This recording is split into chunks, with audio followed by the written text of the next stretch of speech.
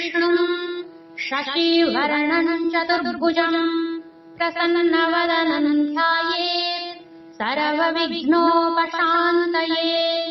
व्यासाय विष्णुरूपाय व्यासरूपाय विष्णवे नमो वै ब्रह्मनिधये वासिष्ठाय नमो नमः। षड्विंशाध्याय। सुत उवाच इत्युक्त्वा वासुदेवोऽपि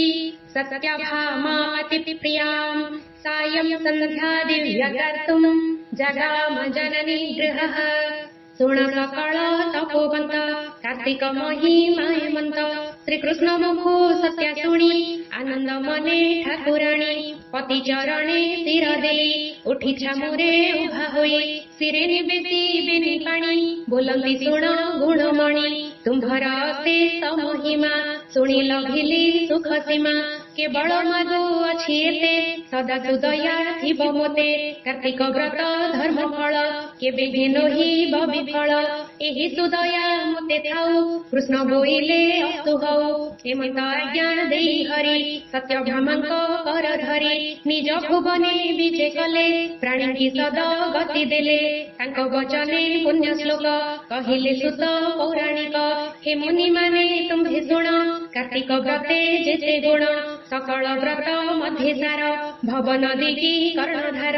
जे मने ज्ञान धरी कार्तिके विष्णु आश्रे करी स्नान भविष्य दीपदाने तुलसी मूले उद्यापने ए चारि भागरे जे विजे इसिते चतुर्वर्ग भुंजे ए वाक्य शुणी मुनि माने पुछन्ति सुत सन्निधाने हे सुत लोक हरषणी संसार मध्ये पुण्य प्राणी जेते कहिब पुण्य फल कार्तिक धर्म कले मूल जे जन कार्तिक न करी से जन संसार न तरी एमंत कहिल जे तुम्भे एथकु पचारुछु आम्भे जे बण प्राणी ए महिमा शुणी नथिब श्रुति सीमा से पुणी साधु मुखु शुणी एते कारण बोली जाणी व्याध बंधक विधि बसे अजथा थिब परबासे कार्तिक व्रत आगमने संकल्प करी आबाहने विष्णु प्रीतिरे व्रत करी भवसागरु जीवे तरी हेमंत कल्पी प्राणी चित्ते विचार करू थिब निते से पुणी कार्तिक निकटे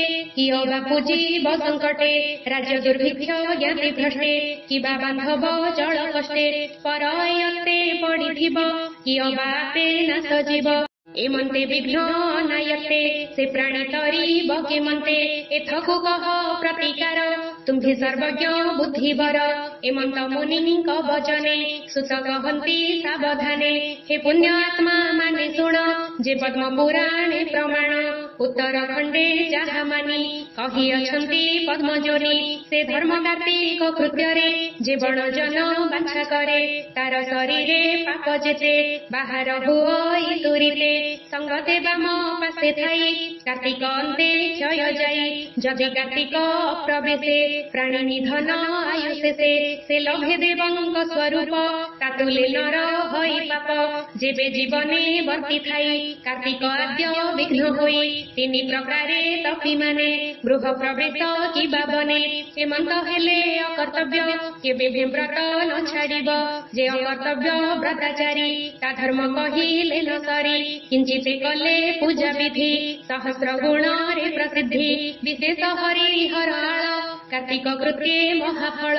एबे निफल जहि तहि अन्य देवंकु भजि तहि जेबे नथिबे देवाळे ग्रामे तुलसी वृक्ष मूले तुलसी जदि न देखिब धात्री वृक्षकु आराधिब जाहाकु चित्कण न मिली पर जागारे प्रतिपाळी अद्रव्य उद्यापन विधि विप्र वचने फल सिद्धि विप्र वैष्णव जेते देखी विष्णु दर्शन तुले लेखी यद्यपि सुस्थान न पाई बड स्वस्थ मूले जाई करिब कार्तिक विधान तेबे होइब महापुण्य हविष्य अन्न करि भोग आमिष द्रव्य परित्याग एमंत कर्तव्य काले कार्तिक व्रत जेबा बाळे किंचित आराधना कले कार्तिक धर्म पाई भले अपार शस्त्रे गोरुदान फल लभई दुखी जन विष्णु श्रीमुखे आज्ञा अछि एथे संशय नाही किछि कहई महादेव दास कार्तिक व्रते मोर आस इति श्री पद्म पुराणे उत्तरखण्डे कार्तिकमाहात्म्ये कार्तिकव्रतविहितकर्मकथने नाम षड्विंशोऽध्यायः। सप्तविंशाध्याय। ऋषयः ऊचुः कथम् त्वयाश्वत्थवटौ गोब्राह्मणसमौ कृतौ सर्वेभ्योऽपि तरुभ्यो मौ कस्मात् पूज्यतमौ मते।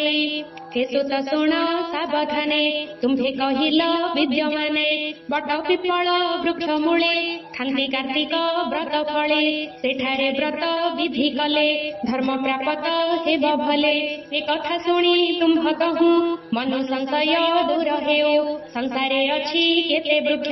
एबेनि किंपा हेले मुख्य। ए कथा कह मुनिवर शुणी संशय हेउ दूर कहन्ति सुत महाज्ञानी शुणिण सौन कादिमुनि। श्रीसुत उवाच जे ब्रह्मा विष्णु विरूपाक्ष स्थावर रूपे तिनि वृक्ष पलाश पिप्पळ न्यगृध ए तिनि स्थावर प्रसिद्ध जेणु ए वृक्ष रूप धरि से कथा शुण तपचारी पूर्वे जे उमाहर संगे एकांत स्थळे क्रीडा रंगे रचिले कंदर्प विलासे राजाणी सकळ त्रिदशे ब्रह्मा सहिते ब्रह्मराशि भाविले एक स्थाने बसी ईश्वर अंगु पुत्र हेले देवंगु नर शिव भले। पूर्वे जे वीर जलंधर रुद्र अंगरु अवतार देवंकु जेते शास्ति देला से कथा कहू न सरिला। एबे ईश्वर अंशुसुत पार्वती गर्भु हेला जात बळे होइब महाबली तेज सबुरी दर्प दଳି होइब तिनि पुरे राजा देवंकु करिब परजा। एथकु लागू अछि भय बेळ न कले उपाय पछन्ते हेब परमाद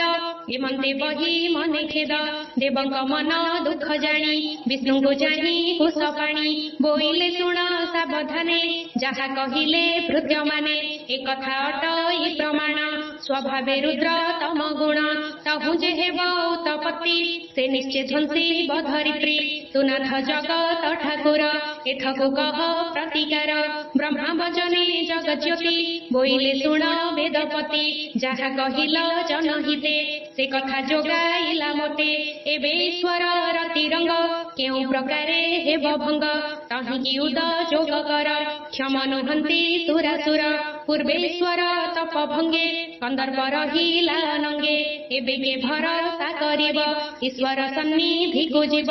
एथकु आन क्षम नोहे केवल तुम्भे आम्भे दुहे हर निकटे चाल जीवा आम्भंगु देखि देवी देवा छाड़िबे सुरति मुहास आम्भर फिटिब सन्देश।